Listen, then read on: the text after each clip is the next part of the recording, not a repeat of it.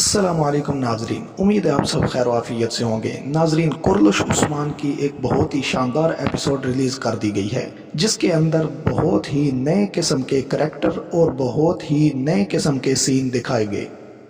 اور اس گزشتہ قسط کے اختتام پر ابراہیم الفقی اور عثمان بے ایک دوسرے کے سامنے تھے، اور بظاہر ابراہیم الفقی کے ساتھ بھی اور کوئی نہیں تھا، لیکن محترم سامعین، یہاں پر کوئی نہ کوئی جال عثمان بے کے لیے ضرور ہوگا، کیونکہ ابراہیم الفقی میں اتنی ہمت ہرگز نہیں کہ وہ عثمان بے کا اس طرح اکیلے سامنا کرے،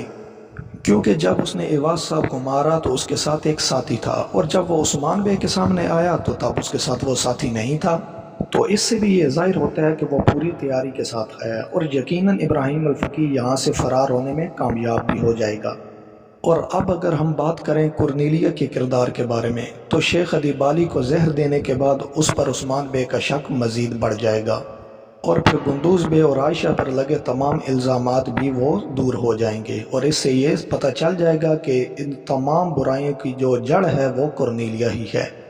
اور مزید یہ کہ نیکسٹ ایپیسوڈ میں کرنیلیہ کا اختتام نہیں کیا جائے گا، اسے مارا نہیں جائے گا، بلکہ اس کے ذریعے اصل دشمن تک عثمان بے پہنچنا چاہیں گے۔